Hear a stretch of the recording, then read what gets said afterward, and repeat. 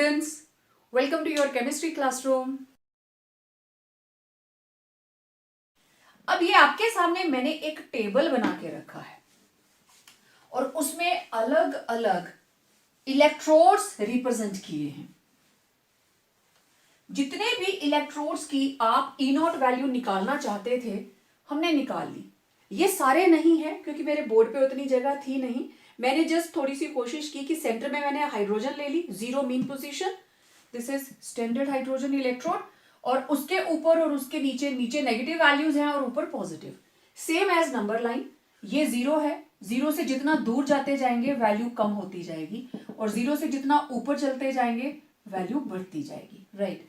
तो हमने अरेंज कर दिया और ये अरेंजमेंट है रिडक्शन पोटेंशियल का. देखो सभी को रिडक्शन में लिखा है मैंने.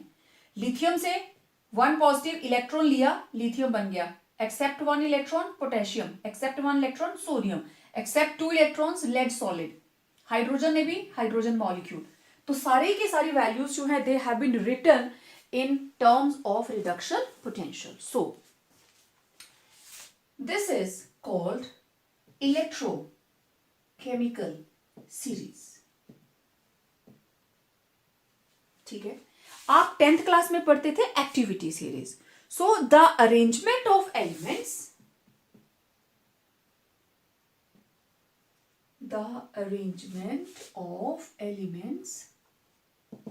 अब हमने अरेंज किए हैं potential values in order of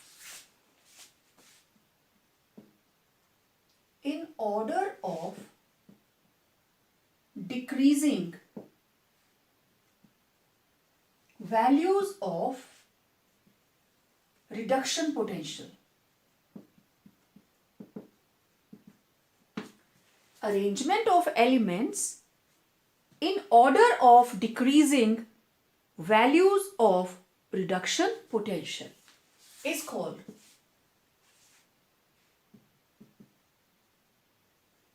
electrochemical series.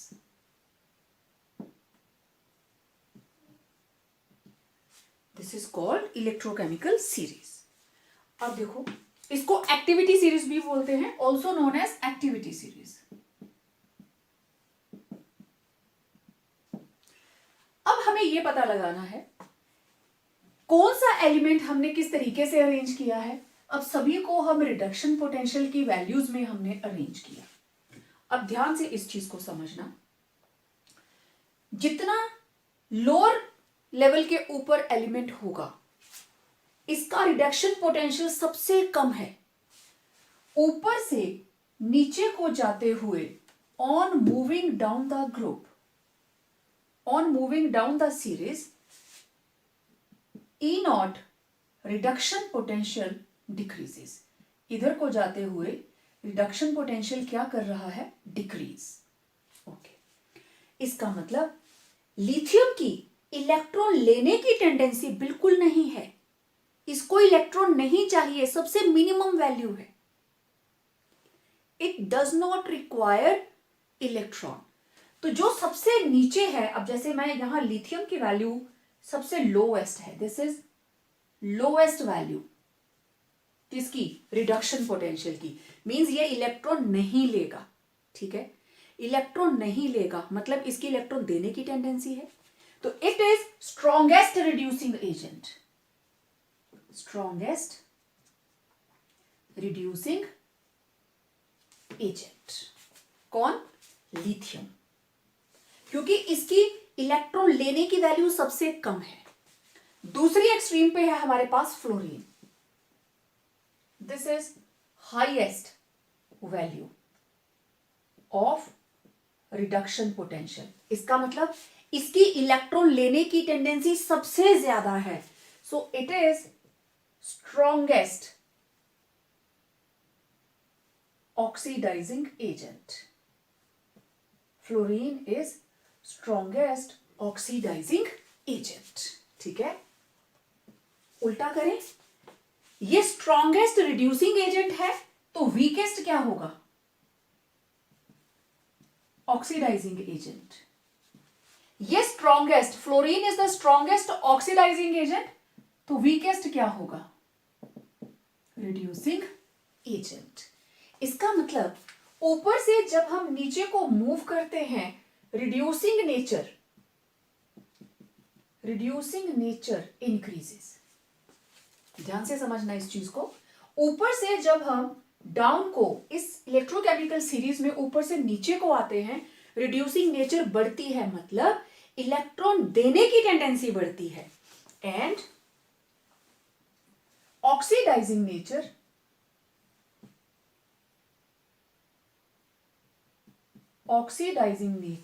Decreases.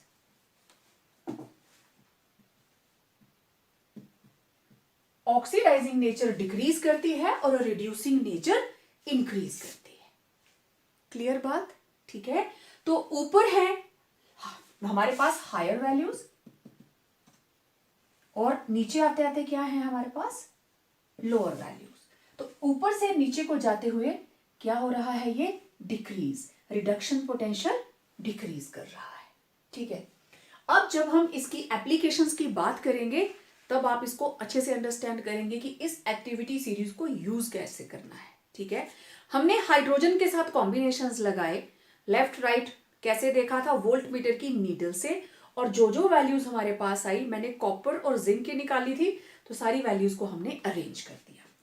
Okay, अब हम देखेंगे एप्लीकेशंस ऑफ,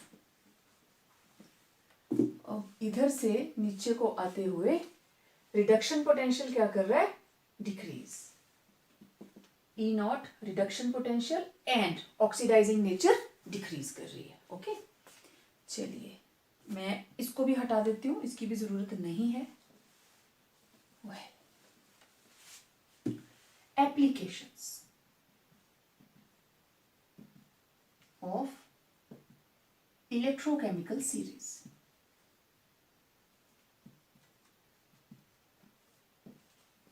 सबसे पहली application, comparison of relative oxidising and reducing nature.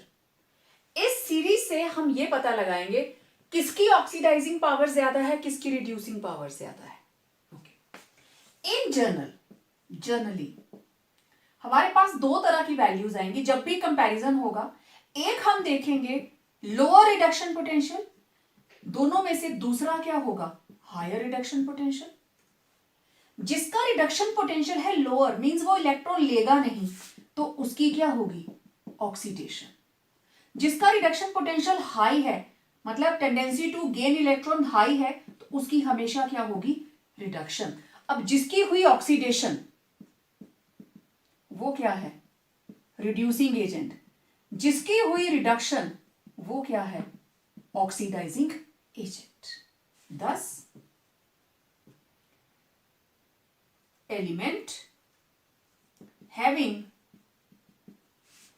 lower value of reduction potential undergoes oxidation, therefore act as strong reducing agent, and element having higher reduction potential undergoes reduction, therefore act as strong oxidizing agent। General बात हो गई।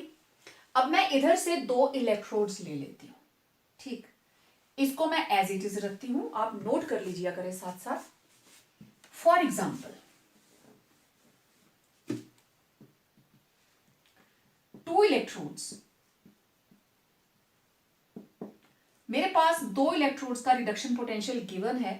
एक है let it be निकल, और निकल की value है -0.25 वोल्ट, और दूसरा मैं ले लेती हूं silver, E not silver positive oblique silver, it is 0.80।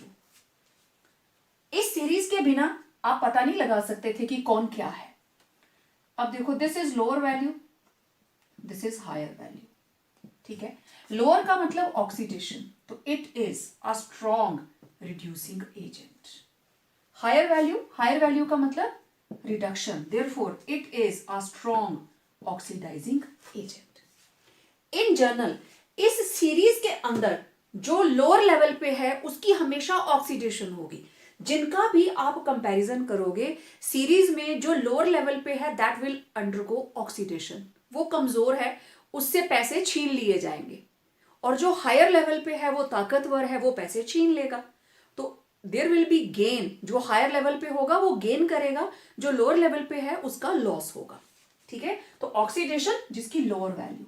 तो आप कोई भी कॉम्बिनेशन ले लीजिए. ठीक है, यहां मैं ले रही हूं E0 iron 2 positive oblique iron, it is minus 0.44, and E0 magnesium 2 positive magnesium, it is minus 2.36. इन दोनों में से कौन स्ट्रॉन्ग रिड्यूसिंग एजेंट है और कौन ऑक्सीडाइजिंग एजेंट है, कैसे पता चलेगा? वैल्यूज लिख ली. ठीक है, दोनों में से हायर वैल्यू कौन सी, लोअर वैल्यू कौन सी? दिस इज हायर, जीरो के नजदीक है. दिस इज लोअर, ऐसे लिखना अपने सामने, जीरो से दूर है. जिसकी हायर है उसकी क्या होगी? रिडक्शन. रिडक्शन हुई तो it is oxidising agent. Iron will act as oxidising agent. Lower है इसकी ऑक्सीडेशन. ऑक्सीडेशन है तो it will act as strong reducing agent. ये दो का कॉम्बिनेशन, लिथियम और पोटेशियम. लिथियम की होगी ऑक्सीडेशन, पोटेशियम की होगी रिडक्शन. नेक्स्ट, पोटेशियम की होगी ऑक्सीडेशन, सोडियम की होगी रिडक्शन. नेक्स्ट, सोडियम की होगी ऑक्सीडेशन, मैग्नीशियम की होगी रिडक्शन. इनको ले लीजिए, इसकी ऑक्सीडेशन, इसकी रिडक्शन. सीरीज में जो लोअर लेवल पे होगा, जो जितना नीचे होगा उसकी ऑक्सीडेशन होगी, और जो हायर लेवल पे होगा उसकी रिडक्शन. अब आपने एस ब्लॉक में किया था lithium is a strongest reducing agent, और मैंने वहां पे उसकी E0 वैल्यू मेंशन की थी. तो अब आपको आंसर मिल गया होगा वो चीजें कहां से आ रही हैं. ठीक है, अब देखते हैं इसकी सेकंड. ये था कंपैरिजन. ठीक, नाउ अब देखिए दूसरा हमारे पास application, comparison of reactivity of metals. पहले आपने कंपैरेटिव स्ट्रेंथ देखी, कौन कम कौन ज्यादा. कौन सी मेटल ज्यादा रिएक्टिव है? डेफिनेटली जो इलेक्ट्रॉन लूज करेगी. ठीक है, जिसके इलेक्ट्रॉन जाएंगे, जिसकी ऑक्सीडेशन होगी, दैट इज मोर रिएक्टिव. वो दूसरे को डिस्प्लेस कर देती है. आपको याद होगा आयरन की नेल्स जब हमने कॉपर सल्फेट सॉल्यूशन में डाली थी तो ये बन गया था फेरस सल्फेट, और इसने कॉपर को डिस्प्लेस कर दिया था, बीइंग मोर रिएक्टिव. ठीक है, अब इन चीजों को हम इसमें देखते हैं कि क्या ऐसा होगा. तो पहला कॉम्बिनेशन में आयरन और कॉपर का ही लूंगी. तो पहले हम जनरल बात करते हैं. In general metal with low reduction potential undergoes oxidation, therefore more reactive. And metal with high reduction potential undergoes reduction, therefore less reactive. Simple. Okay, for example, मेरे पास है E0 Fe2 positive oblique iron minus 0.44 and E0 copper 2 positive oblique copper, this is plus 0.34. अब देखो ये रही lower value. सबसे पहले यही काम करना है. This is higher value. जिसकी लोअर वैल्यू है इट विल अंडरगो ऑक्सीडेशन, जिसकी हायर वैल्यू है it will undergo reduction, therefore more reactive. Thus iron is more reactive than copper. Generally metals at lower position are more reactive. जो metal जितनी lower position में है वो उतनी ही ज्यादा reactive है. तो इट वॉज टू सिंपल कि आप इनको कंपेयर भी कर रहे हो और रिएक्टिविटी भी. Right. Third application, calculation of EMF. ये तो बहुत ही सिंपल है। Calculation of EMF of cell. ये सीरीज हमें कैसे हेल्प करेगी? देखिए, आपको दो वैल्यूज होंगी रिडक्शन पोटेंशियल की, दोनों में से एक लो एक हाई। लो वाला ऑक्सीडेशन, हाई वाला रिडक्शन। तो जिसकी लो वैल्यू है वो क्या बनेगा? एनोड। जिसकी हाई वैल्यू है वो क्या बनेगा? कैथोड। आ गई ईएमएफ, ठीक है। So metal with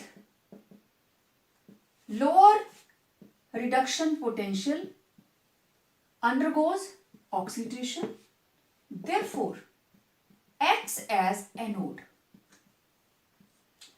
and metal with higher reduction potential undergoes reduction, therefore acts as cathode. And EMF, it is equal to E naught cathode minus E naught anode. तो इस तरीके से आप कैथोड और anode को पहचान सकते हैं just from there values. Okay, calculate EMF of a cell having following electrodes. First हमारे पास है E नॉट। अब देखो, मैंने यहां पे क्वेश्चंस लिखे हैं, इनको सॉल्व करते हैं। पहले मैंने दिया calculate EMF of cell having following electrodes, magnesium और कॉपर, आपको इसकी ईएमएफ निकालनी है। कॉपर एंड आयरन, इसकी ईएमएफ निकालनी है। और दूसरे क्वेश्चन में हमने इधर इनको रिप्रेजेंट कर दिया in the form of cell, ठीक है। और ये आपके पास सिस्टम है, higher value reduction, lower value oxidation. चलिए, first magnesium and iron, magnesium and iron. Okay, तो मुझे चाहिए E naught Mg2 positive oblique Mg। तो मैग्नीशियम की वैल्यू है -2.36 वोल्ट, ये पेपर में गिवन होती है। और दूसरी वैल्यू है iron, Fe2 positive oblique iron, and iron की वैल्यू है, this is 2 positive -0.44 volt. Higher और लोअर निकालेंगे पहले, तो this is lower value, this is higher value. यहां भी देख लीजिए, आयरन ऊपर है और मैग्नीशियम नीचे है, तो मैग्नीशियम इज मोर रिएक्टिव, इसकी ऑक्सीडेशन ही होगी। तो लोअर है तो ऑक्सीडेशन, हायर है तो रिडक्शन। ओके, सेल कैसे बनाएंगे? क्योंकि एनोड कैथोड चाहिए ना, ऑक्सीडेशन है तो एनोड, रिडक्शन है तो कैथोड।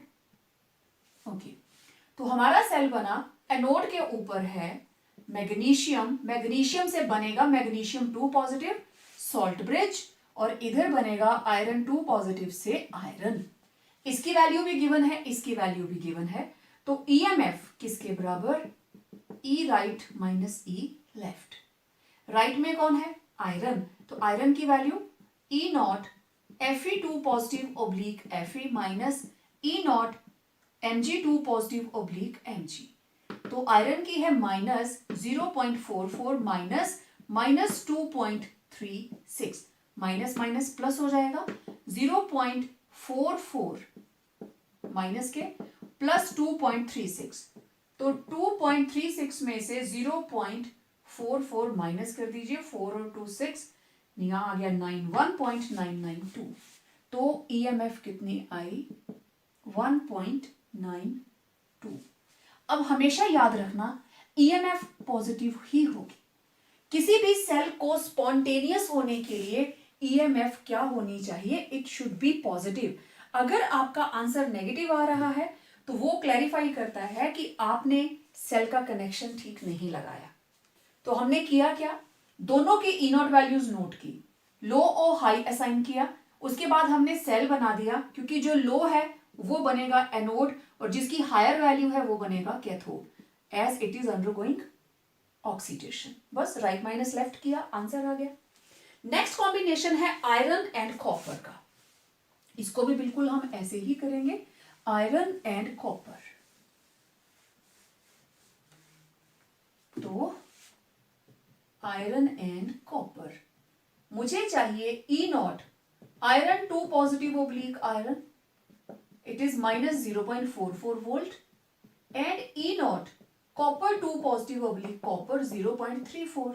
ठीक है, this is lower value, this is higher value. जिसकी लोअर है ऑक्सीडेशन, जिसकी हायर है रिडक्शन। जिसकी ऑक्सीडेशन हुई वो एनोड, और जिसकी रिडक्शन हुई that will act as cathode. ठीक है, चलो इसका सेल बना देते हैं। ऑक्सीडेशन को लेफ्ट पे, एनोड कैथोड। एनोड पे आया हमारे पास आयरन, आयरन से क्या बनेगा, रिडक्शन ऑक्सीडेशन होके आयरन 2 पॉजिटिव, और कैथोड पे सॉल्व ब्रिज के बाद कॉपर 2 पॉजिटिव से बन जाएगा कॉपर। इन दोनों की वैल्यूज आपके सामने हैं। तो ईएमएफ, ये एनोड और वो कैथोड, इधर हुई ऑक्सीडेशन, इधर हुई रिडक्शन। वैल्यूज मैंने ऊपर ही लिख ली है। ईएमएफ किसके बराबर होगा, ई राइट माइनस ई लेफ्ट, मतलब ई cathode minus E not anode. तो क्या वैल्यूज हैं, कैथोड पे 0.34 माइनस -0.44, 0.34 प्लस 0.44, तो ये आया 4 + 4 8, 4 + 3 7, 0. इस सेल की ईएमएफ होगी 0.78। क्लियर? ओके। अब यहां तो आपने सेल खुद बनाया, यहां सेल बना हुआ है। पहला हमारे पास है aluminium, you are given aluminium oblique aluminium 3 positive, salt bridge copper 2 positive से बन रहा है कॉपर। दोनों की वैल्यूज भी गिवन है। E naught aluminium 3 positive oblique aluminium, ये इसका रिडक्शन पोटेंशियल है -1.66 वोल्ट, और कॉपर का है E naught copper 2 positive oblique copper, it is 0.34। ये मैंने रिडक्शन में लिखा है, यहां ऑक्सीडेशन हो रही है, क्योंकि जो स्टैंडर्ड इलेक्ट्रोड पोटेंशियल है वो रिडक्शन पोटेंशियल की लैंग्वेज में हमने अरेंज किया है। अब ये एनोड है और ये कैथोड है, वैल्यूज भी यही बता रही हैं, देख लीजिए। पहले वाले कॉम्बिनेशन में हमने वैल्यूज लिख के ढूंढा था कि किसको कैथोड बनाया, किसको एनोड। ठीक है, तो अब यहां पे ईएमएफ किसके बराबर, E right minus E left.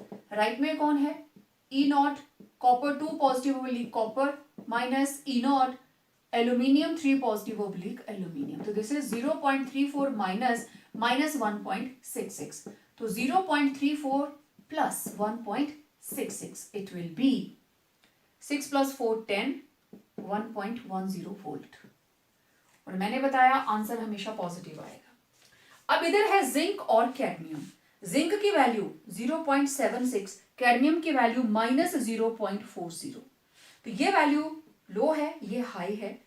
तो ईएमएफ किसके बराबर, E right minus E left, तो राइट में कौन है 0.40 माइनस -0.76, तो ये इट विल बी 0.76, 0.34 2 4, 4 + 2 6, 4 + 3 7, तो इट विल बी 0.42 ईएमएफ। तो इस तरीके से कोई भी क्वेश्चन आए, इलेक्ट्रोकेमिकल सीरीज हमें हेल्प करती है टू कैलकुलेट ईएमएफ। ठीक है, next, to calculate feasibility of the process.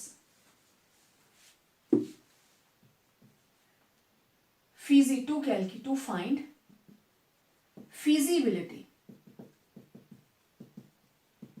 of the process.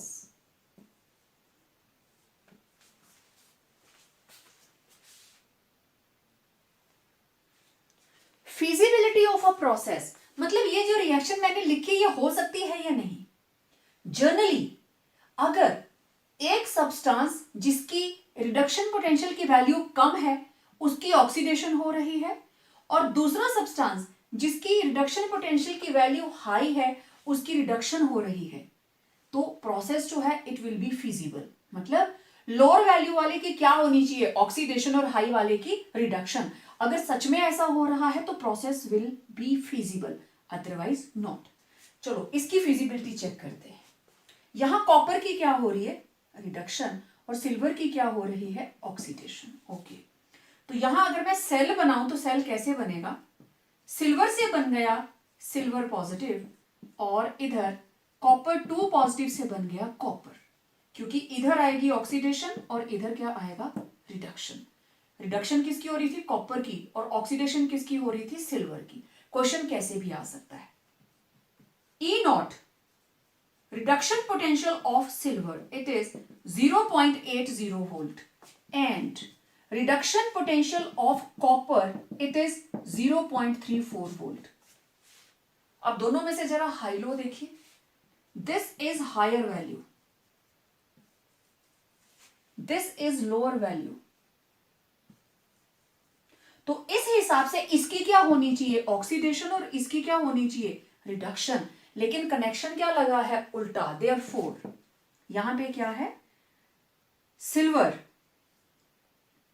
With higher reduction potential undergoing oxidation, and copper with low reduction potential undergoing reduction. Therefore, reaction is not feasible. होना क्या चाहिए था, जिसकी higher है उसकी होनी चाहिए थी रिडक्शन, जिसकी लो है उसकी होनी चाहिए थी ऑक्सीडेशन, लेकिन केमिकल रिएक्शन तो कुछ और ही बता रही है। It means this reaction is not feasible. चलिए एक और एग्जांपल देखिए, निकल प्लस लेड 2 पॉजिटिव, क्या ये रिएक्शन फिजिबल है, let us check it out. Nickel की हो रही है ऑक्सीडेशन और लेड की हो रही है रिडक्शन, राइट। सेल कैसे बनेगा, निकल oblique nickel 2 positive, salt bridge, lead 2 positive oblique lead, oxidation reduction. E naught nickel 2 positive oblique nickel, इनकी E naught values it is minus 0.25, and E naught lead 2 positive oblique lead, it is minus 0.13, minus 0.13। अब दोनों में से high और लो देखते हैं। It is having lower value, it is having higher value. Lower है तो क्या होना है, ऑक्सीडेशन, हायर है तो क्या होना है, रिडक्शन। तो कनेक्शन बिल्कुल सही है। So this reaction is feasible. तो फिजिबिलिटी आप इस तरीके से पता करेंगे, ठीक है। नेक्स्ट हमारे पास नेक्स्ट प्रॉपर्टी इज,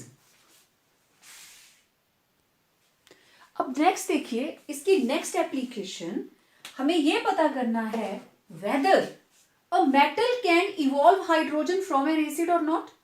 जब हम स्टैंडर्ड रिडक्शन पोटेंशियल पता कर रहे थे, मैंने बताया था जब भी हाइड्रोजन में बबल्स उठेंगे it means it is undergoing reduction. हमने क्यों उनके जो कनेक्शन थे वो रिवर्स किए थे।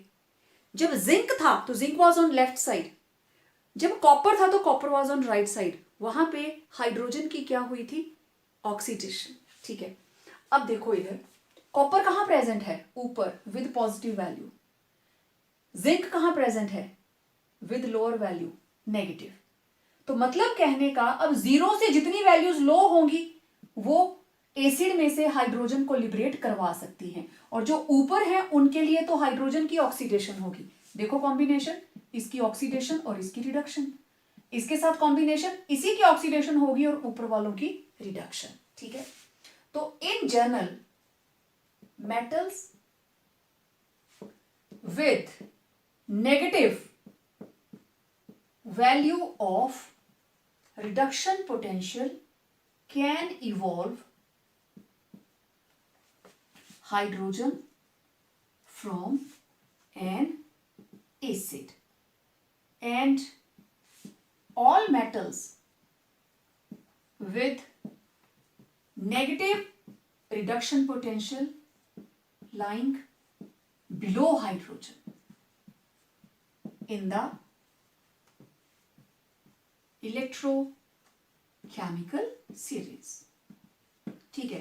तो मैं सिर्फ एग्जांपल देती हूं यहां पे। आपको पता करना है इनमें से कौन सी मेटल्स इवॉल्व करती हैं, कौन सी नहीं। कॉपर, निकल, सिल्वर, गोल्ड, जिंक है, मैग्नीशियम है। कॉपर का मैं कॉमन लिख लेती हूं रिडक्शन पोटेंशियल 0.34, निकल -0.25, silver 0.80, gold it is 1.81, zinc -0.76, magnesium -2.36। तो जिनकी भी नेगेटिव वैल्यू है वो करेंगे, क्योंकि नेगेटिव है, negative reduction potential is lower than 0। और 0 क्या है? It is E naught reduction potential of hydrogen electron. तो जितने भी नेगेटिव है वो लिबरेट करेंगे, जो पॉजिटिव है वो लिबरेट नहीं करेंगे। अब देखो, अगर हमें हाइड्रोजन लिबरेट करवानी है तो केमिकल रिएक्शन ये रहेगी, H positive plus 2 electrons hydrogen gas, मतलब इसकी क्या होनी चाहिए? रिडक्शन। हाइड्रोजन की रिडक्शन पोटेंशियल वैल्यू 0, तो इसकी अगर मुझे रिडक्शन करवानी है तो ऑक्सीडेशन किसकी होगी? जो 0 से लेस होगा, लेस देन 0, मतलब ऑल वैल्यूज जो नेगेटिव हैं, all negative reduction potential they will undergo oxidation. और जो 0 से ऊपर हैं, पॉजिटिव वाली वैल्यूज हैं, उनके केस में इसकी क्या होगी? ऑक्सीडेशन, और उनकी क्या होगी? रिडक्शन। तो पॉजिटिव वाले जो हैं वो इसलिए हाइड्रोजन को लिबरेट नहीं करवाते, नेगेटिव वाले करवाते हैं। ठीक है, अब कुछ क्वेश्चंस देखती हूं मैं। तो ये मैंने कुछ क्वेश्चंस नोट किए हैं, पेपर में किस तरीके से पूछा जाता है।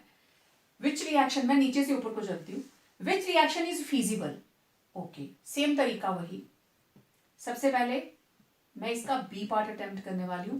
Zinc plus magnesium 2 positive, zinc 2 positive and magnesium solid. ठीक है, मतलब जिंक से बना जिंक 2 पॉजिटिव, ऑक्सीडेशन।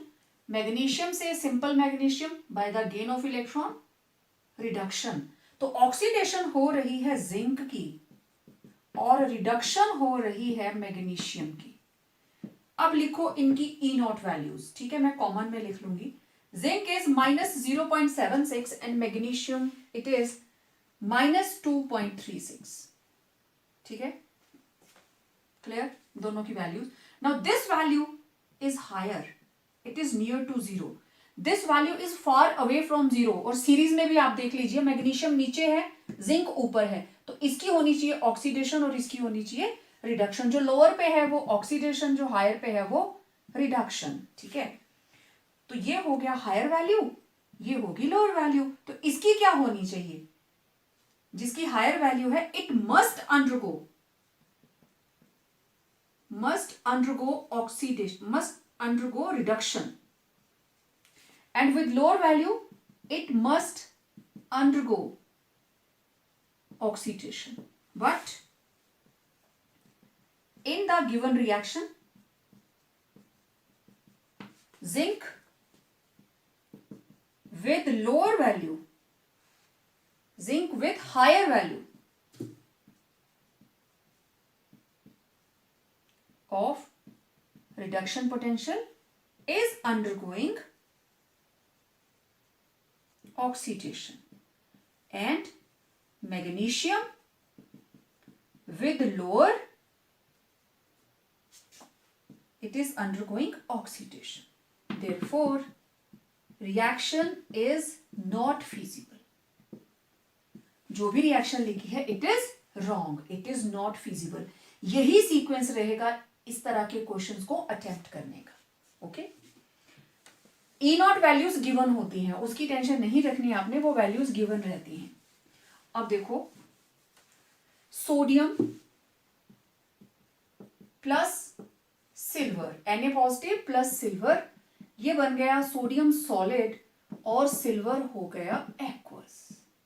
ठीक है, मतलब सोडियम की क्या हुई? रिडक्शन, सिल्वर की क्या हुई? Oxidation.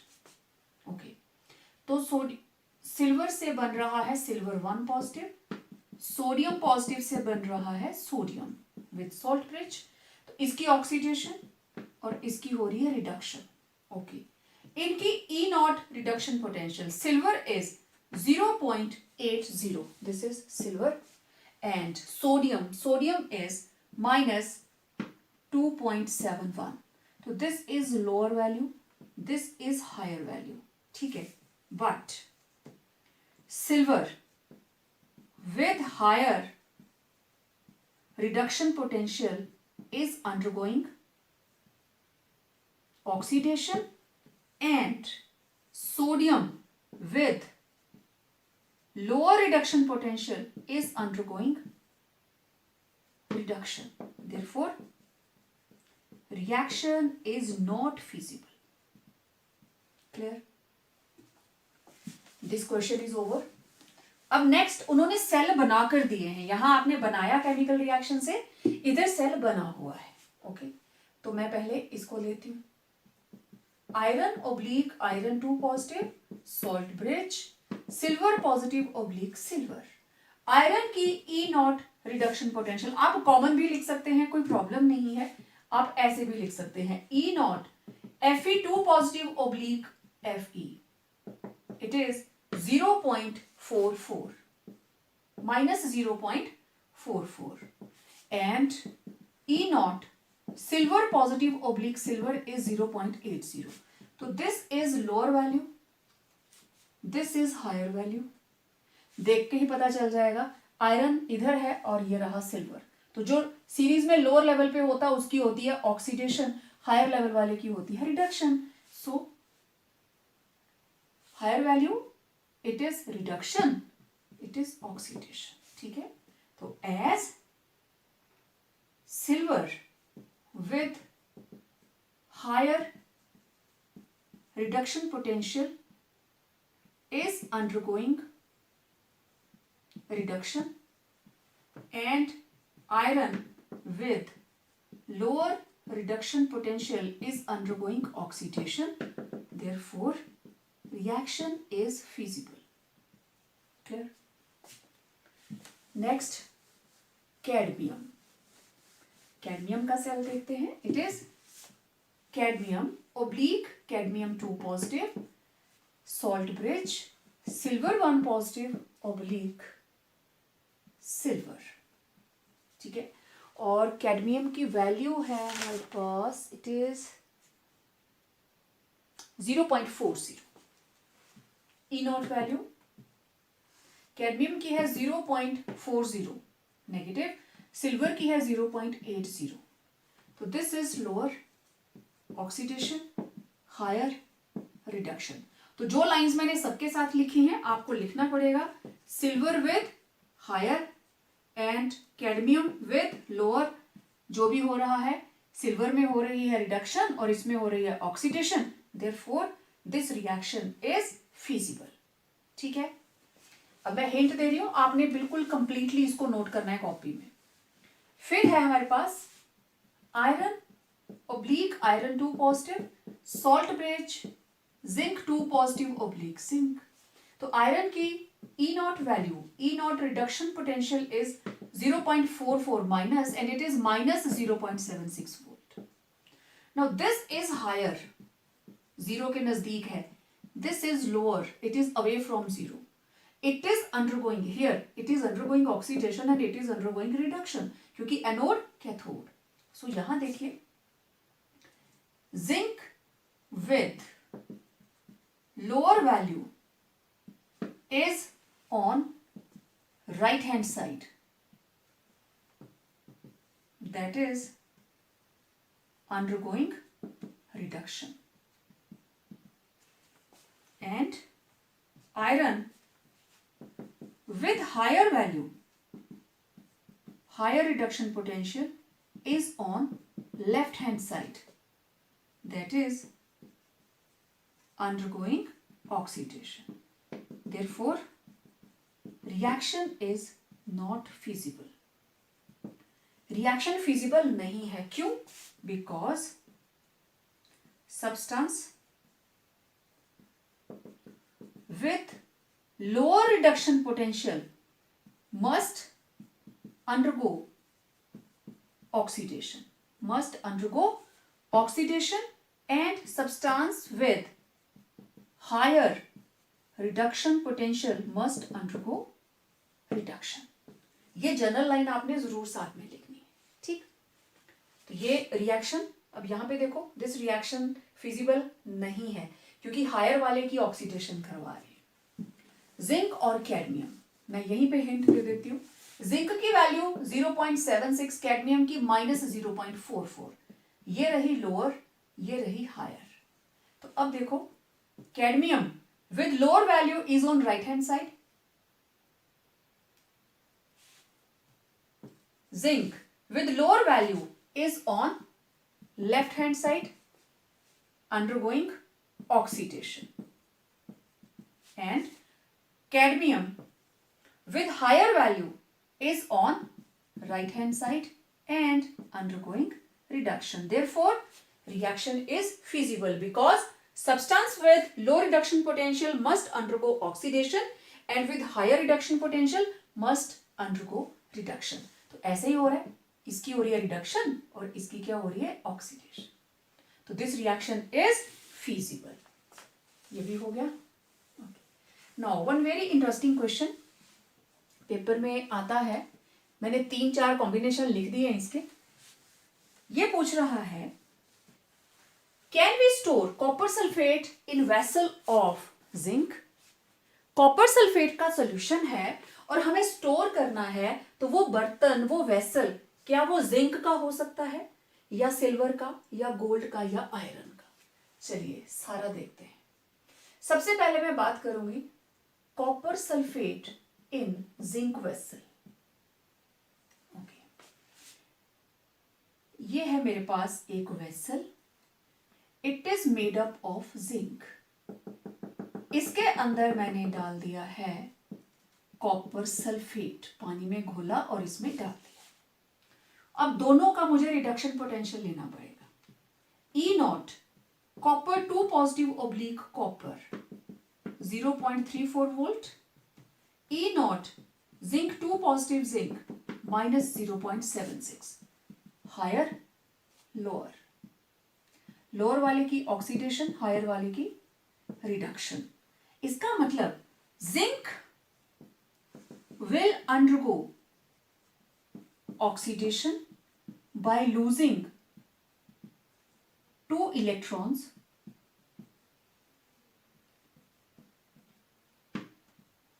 zinc 2 positive ions will enter the solution। मतलब यहां से जिंक 2 पॉजिटिव कंटेनर में जाना शुरू हो जाएगा। तो थोड़ी देर के बाद आप क्या नोटिस करोगे, इस वेसल में सुराख हो जाएंगे क्योंकि इस मेटल की तो ऑक्सीडेशन होती जा रही है। ठीक है, the container, the vessel will become perforated, उसमें सुराख हो जाएंगे, perforated. Therefore copper sulphate can not be stored in zinc vessel. Zinc के वेसल में आप कॉपर सल्फेट को स्टोर नहीं कर सकते। तो सिर्फ यस नो में आंसर नहीं देना, पूरा डायग्राम बना के आपको लिखना पड़ेगा, तब मार्क्स मिलेंगे। ठीक है, ओके। अब नेक्स्ट है, चेक करते हैं क्या हम कॉपर सल्फेट को सिल्वर के वेसल में कर सकते हैं। Let's see, copper sulphate in silver vessel. Okay, अब मेरे पास जो कंटेनर है वो है चांदी का, दिस इज सिल्वर वेसल, और इसमें हमने डाला है कॉपर सल्फेट। अब मुझे कॉपर के साथ किसका चाहिए रिडक्शन पोटेंशियल, सिल्वर का, और सिल्वर की वैल्यू है 0.80। अब देखो दोनों में से हाई और लो देखिए, this is lower, this is higher. Series में देख लीजिए, कॉपर सिल्वर, तो कॉपर की होगी ऑक्सीडेशन, सिल्वर की क्या होगी, रिडक्शन। तो कॉपर लोअर, इसका मतलब इसकी क्या होगी, ऑक्सीडेशन, और सिल्वर की वैल्यू है हायर, इसकी क्या होगी, reduction.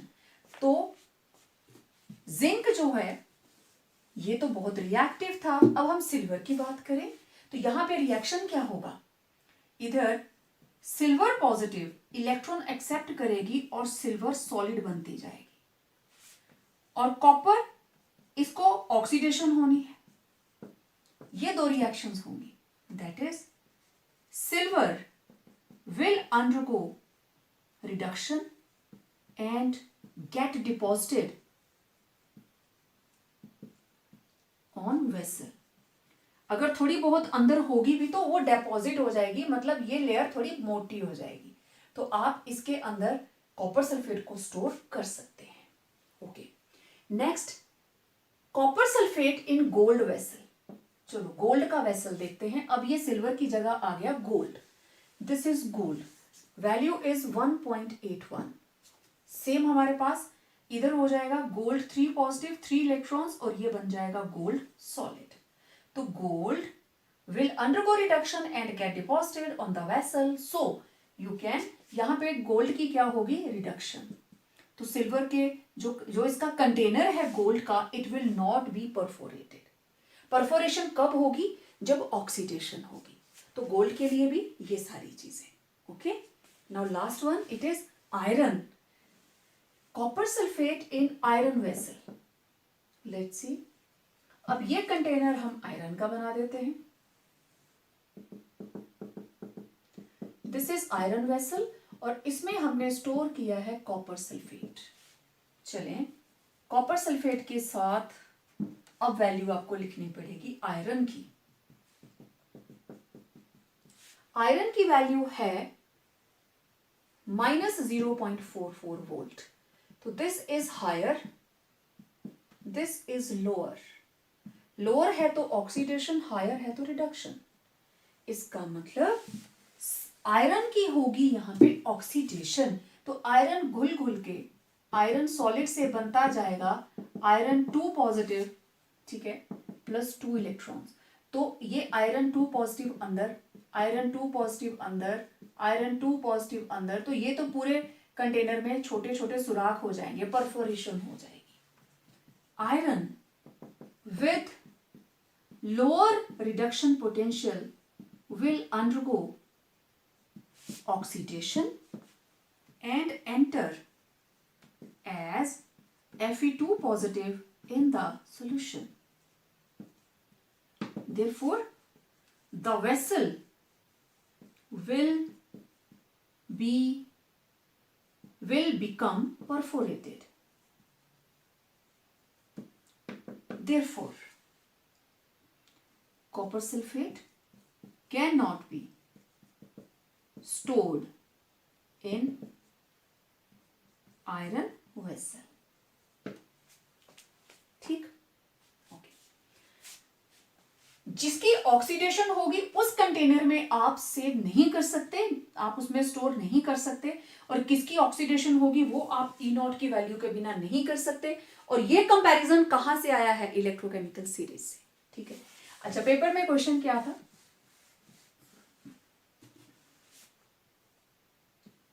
can we store copper sulfate in zinc vessel or zinc sulfate solution in copper vessel? दोनों में से कौन सा फिजिबल है, आप किसको स्टोर कर सकते हो, ये चीज तो आपने देख ली। अब अगर कंटेनर है कॉपर का और उसमें डाला है जिंक सल्फेट, तो अगेन वैल्यूज हमें लिखनी पड़ेगी। तो मेरे पास E0 copper 2 positive oblique copper, E0 zinc 2 positive oblique zinc, 0.34 -0.76। तो this is higher value, this is lower value. Higher वाले की रिडक्शन, लोअर वाले की ऑक्सीडेशन। जिंक की होगी ऑक्सीडेशन और कॉपर की क्या होने वाली है, रिडक्शन। ठीक, कॉपर की रिडक्शन है, so vessel will not be perforated। बर्तन में सुराख नहीं होंगे, आपने डिटेल में लिखना है। मेरा बताने का ये था कि जरूरी नहीं क्वेश्चन ऐसे ही आएगा, ऐसे भी आ सकता है कि क्या आप आसानी से कॉपर सल्फेट को जिंक में स्टोर कर सकते हो या जिंक सल्फेट को कॉपर में, कौन सा प्रोसेस हमारे पास फिजिबल रहेगा। तो क्वेश्चन किसी भी तरीके से घुमा फिरा के पूछा जाए, आपको उसको ध्यान से अटेम्प्ट करना है। E naught reduction potential note कीजिए, हाई लो निकालिए, लोअर वाले की ऑक्सीडेशन, हायर वाले की रिडक्शन। तो ईएमएफ निकालनी हो, चाहे प्रिडिक्शन करनी हो कौन स्ट्रॉन्ग रिड्यूसिंग एजेंट है कौन वीक है, तो आप आसानी से कर सकते हैं। So it was all about electrochemical series and its applications. तो मिलते हैं एक नए वीडियो के साथ, बात करेंगे कुछ और नए टॉपिक्स के बारे में। Till then, stay home, stay safe and yes, complete your notes carefully.